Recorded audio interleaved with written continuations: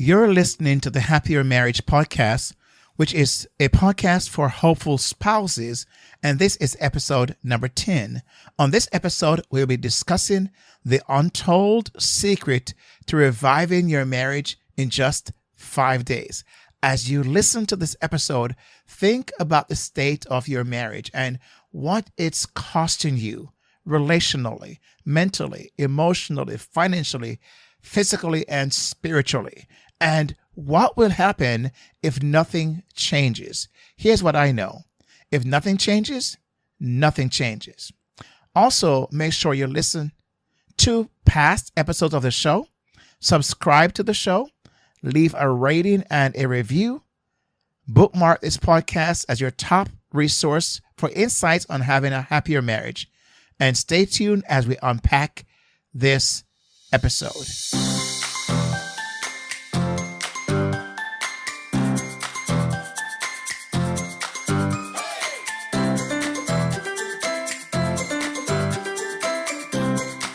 Hi, I'm Kingsley Grant, a licensed marriage and family therapist, certified relationship coach, and an in-demand speaker who have been married for over 3 decades with 2 adult children.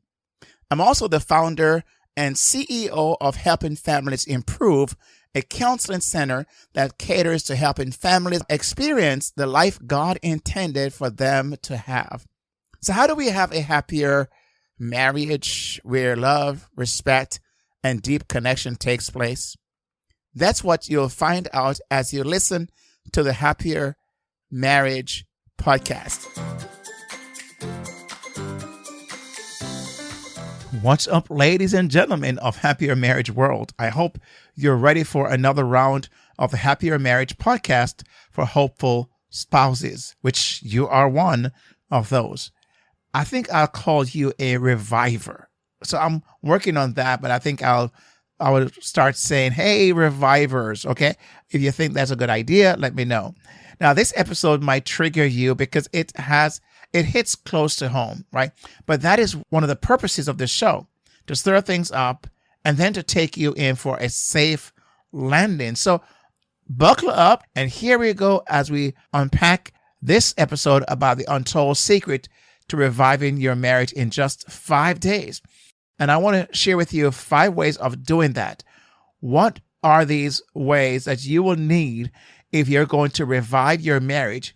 And you'll see why I put in just 5 days. Now, you may say, Kingsley, come on now. If you know the state of my marriage, if you only understand what's been going on, if you only understand where we are in our relationship, you would probably take out the 5 days, because I'm looking at least 5 months, not 5 weeks, possibly 5 months, maybe 5 years. Probably not that, who would want to hang around for 5 years if things are so bad? And I don't know the state of your marriage, but here's what I know. It doesn't matter what your state of your marriage is. If you are intent, if both you and your spouse, right, wants to change your marriage and have a happier one, then it's possible. It's possible. Now, the reason why I put in 5 days, in just 5 days, because what I want to share with you, I did in a 5-day challenge, and I basically outline these very same steps, each day taking one step at a time, fleshing out how you can really experience a happier marriage through these 5 days of presentation. So you'll hear me talk about these very same topic.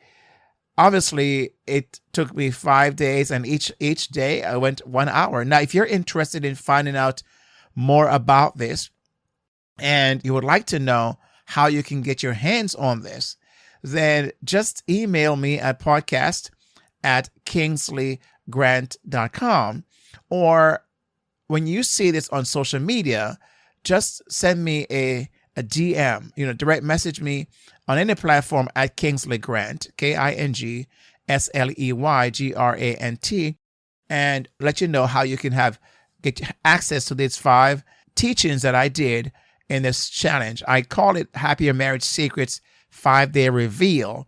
And in those 5 days, I revealed not only the secret to a happier marriage, but I also outline what steps needs to be taken if you're going to experience that. Now, if this is something that you want and truly are interested in, let me know. If your marriage could be revived from where it's at right now, then this will be, I'm going to share with you in this episode, will help you at least get you started to think and possibly create some changes in your relationship. Like you heard me said at the very beginning, that if nothing changes, then nothing changes. And most times people are wanting to have changes, but they're looking for change to come from the other person, right?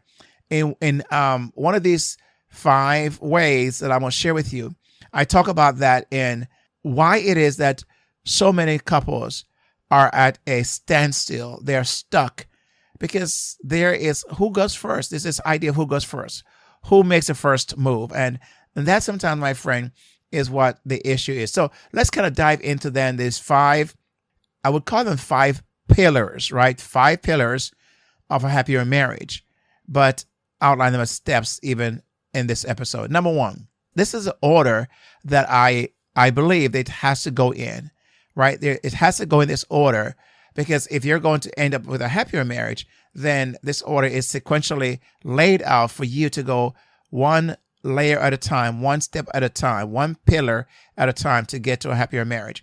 Now, I want to just share with you, if I can, before I dive in, I want you to imagine your relationship on a scale of 1 to 10. Okay. Now, 10 being your marriage is the happiest it could be. Is that, Kingsley, I don't even know what that is. I don't think I could say, honestly, if my marriage is ever at its happiest point.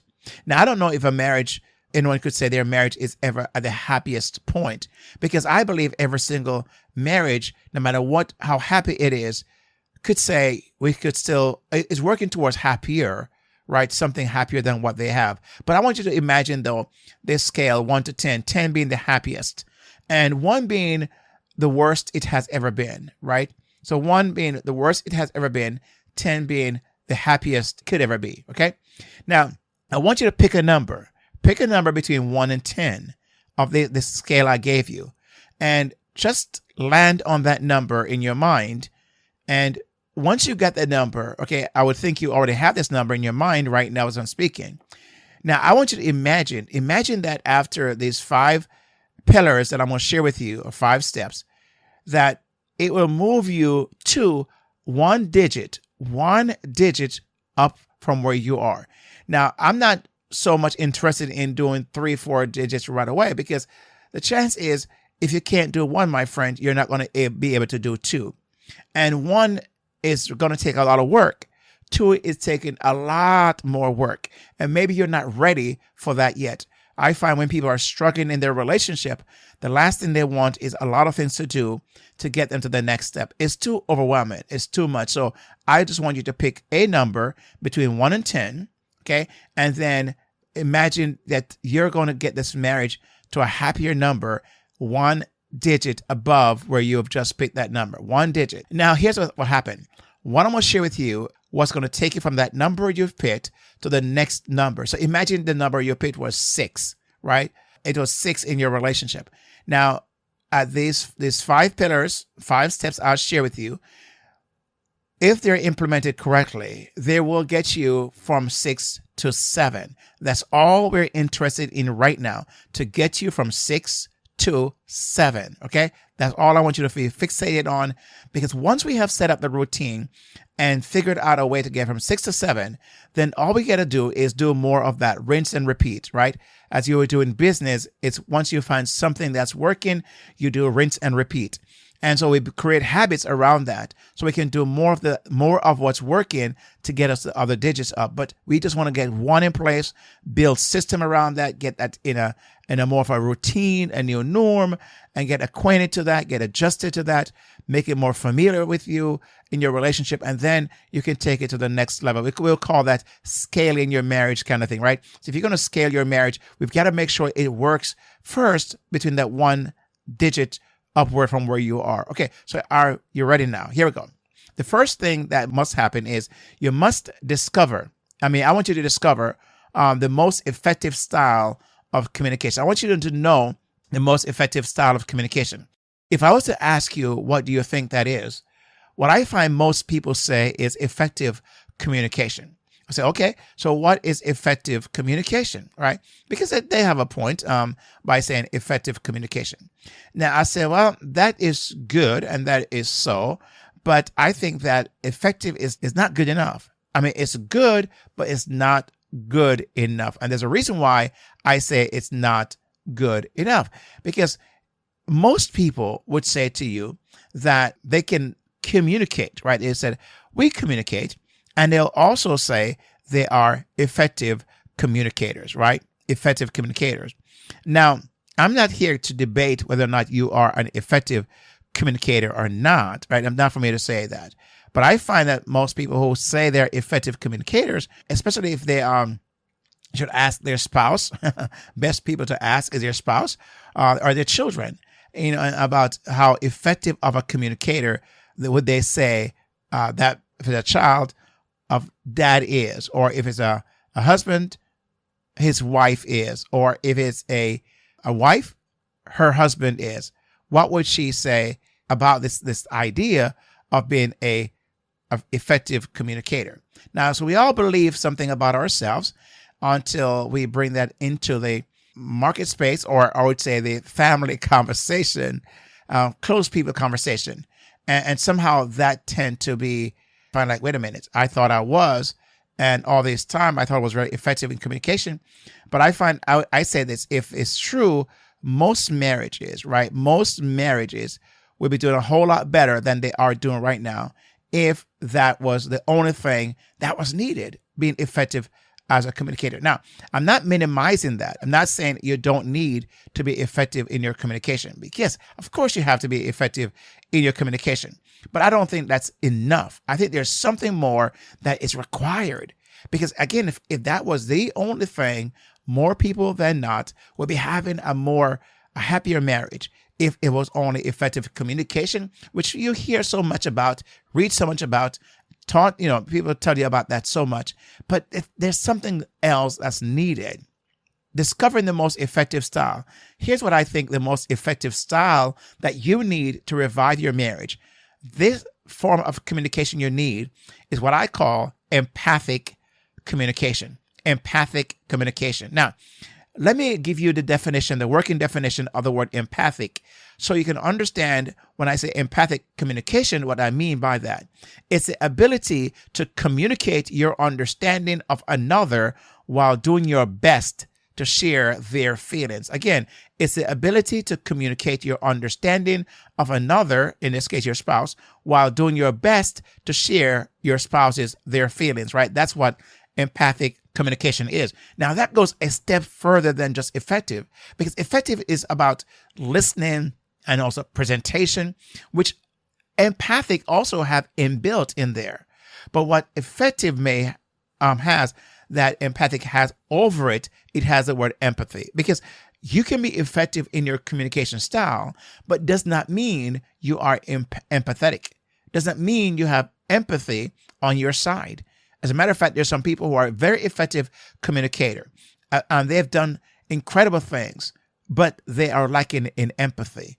And that, I believe, is a missing ingredient. And so if you're able then to insert empathic communication style inside of your relationship, I believe is where you start. Because once you're able to master empathic communication, the ability to communicate your understanding of another while doing your best to share their feelings, now you're going to take that one main thread, you're going to kind of thread it through, right? That main cord, thread it through the fabric of your relationship in these next 4 things I'm going to mention. But you've got to be able, because the other 4 that I'm going to mention all are going to require you to have mastered, or at least be well equipped in learning how to be empathic in your communication style. That's the first thing that is necessary for this journey.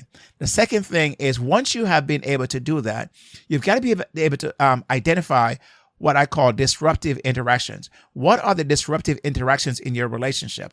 How are you interacting with your spouse that is disruptive, is unhealthy, is negative?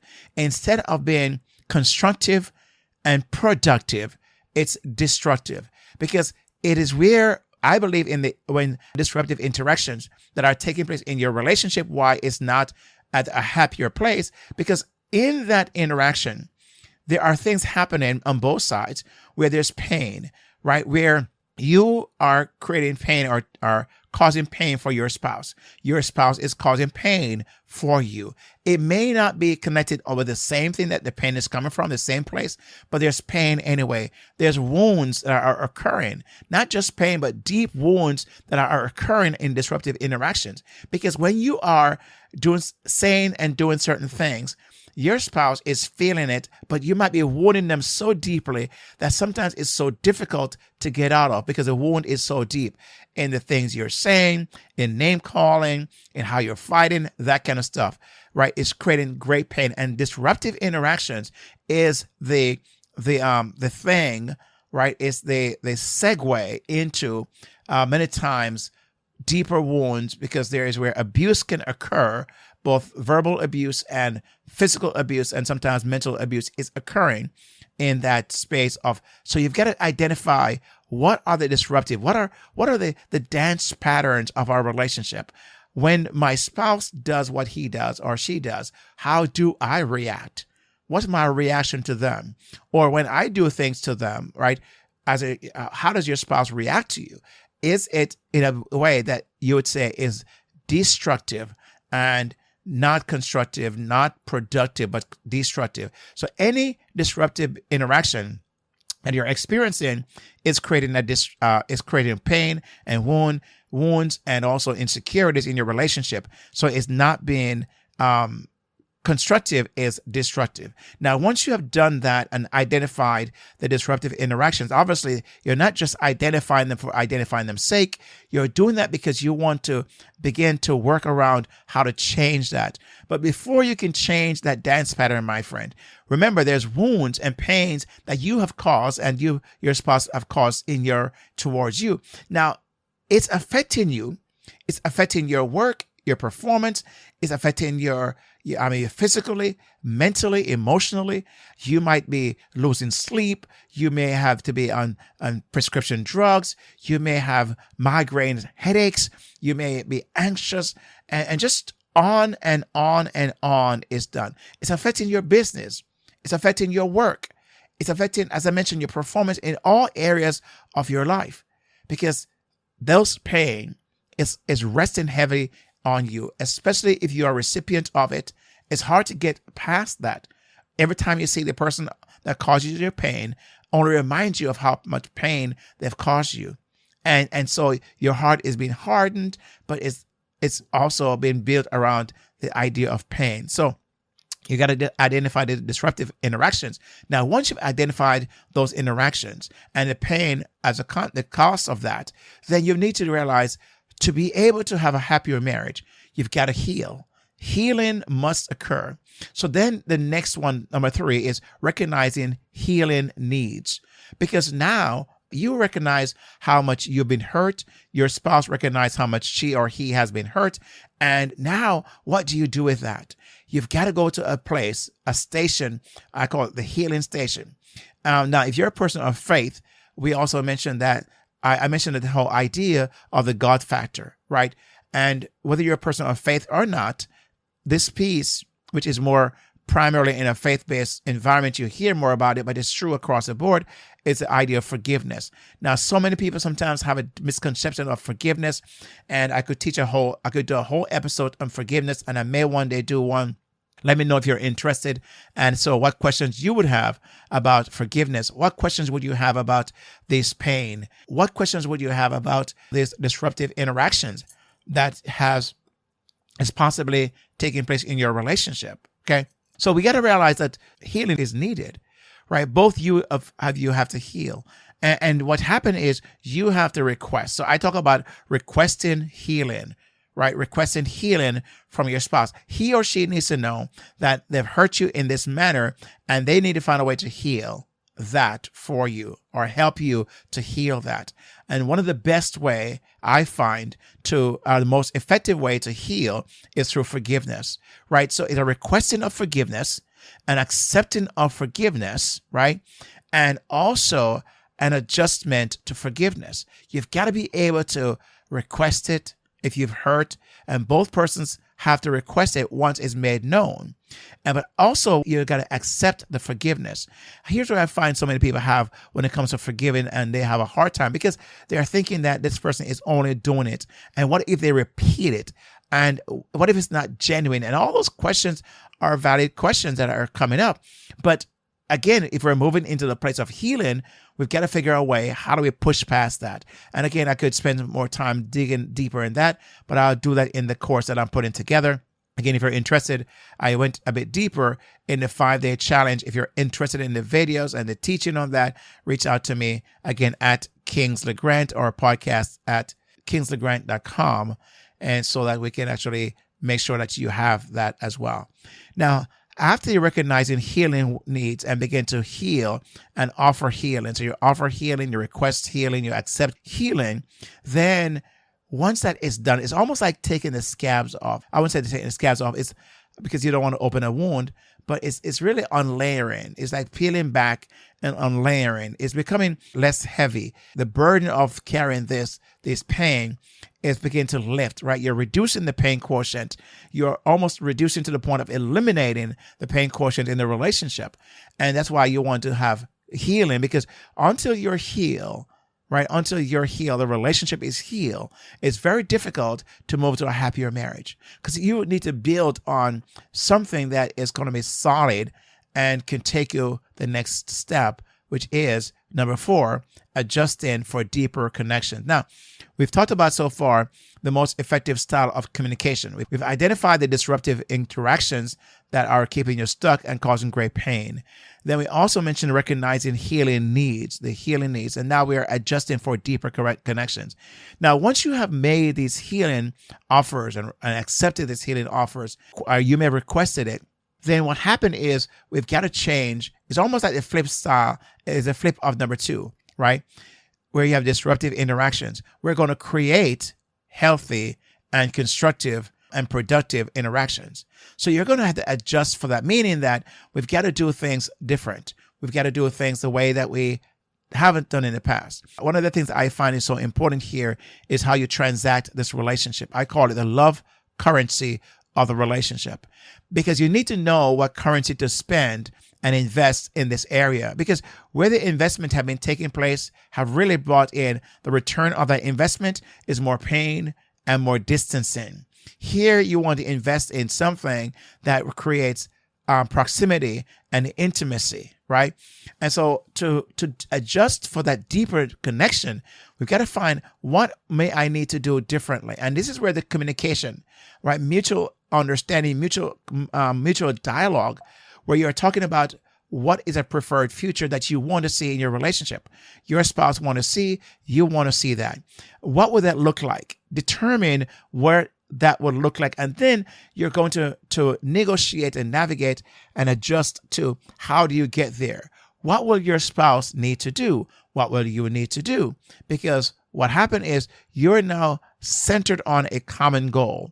A common goal meaning where are you headed? What do you want to see happen when you get there? And so you begin to focus on that and create what I call new patterns, right? New dance patterns in the relationship. And once you have done that, you've identified the new steps, right? You've memorized those. You begin to put those in place and you begin to do more of that. And then what happened is you begin to adjust where your behaviors, your interactions are totally on the flip side of what it was in disruptive interactions, right? And what happened is you're giving feedback to your spouse, so he or she knows that they're doing the right thing and to do more of that. After you've adjusted for deeper connections, the next thing, which is the final one, is sustaining it, sustaining deeper connections. Now, I know that for deeper connections, sometimes when you hear that, you may think, well, what if I'm I'm a guy who may not necessarily see deeper connection as my primary thing. Well, what I would say is what you really are saying, yes, it is, but you're using a different word. Maybe you're calling it, I want to be more respected or supported by my wife.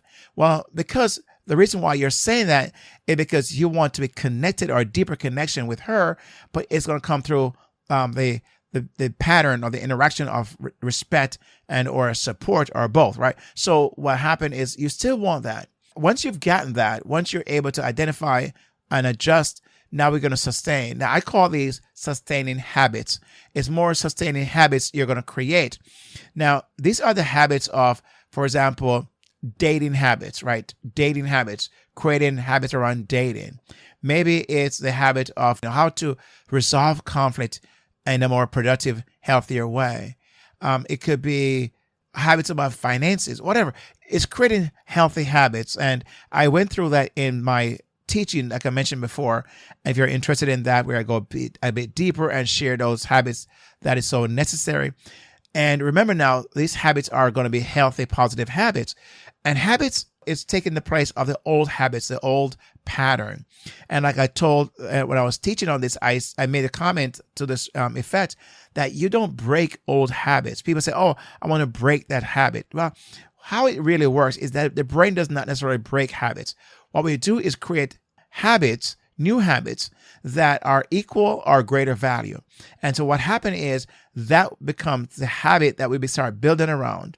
And once we build that new habit, it replaces the old habit. So it's more of a replacement than a breaking that occurs in habits, in new habits formation. So these 5 pillars, my friend, 5 steps, again, discovering or unlocking the most effective style of communication, empathic communication, identifying disruptive interactions, right? And again, empathically, you're going to do that because you're going to have to talk about them. Recognizing healing needs, empathic communication is going to allow you to recognize and then to make offer of healing, but also request and accept the healing that is being offered. Adjusting for deeper connections is where you're going to mutually plan out what the future should look like and mutually agree upon that. And then you empathically communicate that with your spouse. And lastly, is sustaining deeper connections, because again, it's building new habits, and you're going to have to, again, empathically have that communication around that so that the relationship can take on a whole different look and feel and so on. So these 5 pillars, my friend, is what I believe is going to help you to revive your marriage in just 5 days. Now I said in just 5 days because imagine me teaching all this in 5 days, right? So you're able now going to take the 5 things I mentioned and start implementing them right away. And you could do this over 5 days. And then, of course, it doesn't take you more than that. And the whole point is that you could consume all the teachings I did in less than 5 days. So I hope that concept makes sense to you. So my friend, I want to thank you for taking the time to listen. I hope this was very helpful. And let me hear from you, right? And like I mentioned at the very beginning of what we started here today is, as you listen to this episode, make sure you invite someone else to listen, right? Subscribe to the show, leave a rating and review on Apple Podcasts. Again, that's where I would love it if you're listening to Apple, but wherever you're listening to that, make sure you give a rating and review if that is an opportunity given to you. So my friend, I want to thank you for this time, and let's go revive our marriages, revive our relationships, and become a reviver today. So may God bless you. May his face shine upon you. May he be gracious to you. May you and your family, you're in your household, know his peace, his love, his joy, and may his grace be given to you as you move from where you are in your relationship to a happier marriage. God bless you, and I'll see you next time on the Happier Marriage Podcast. God bless. Bye.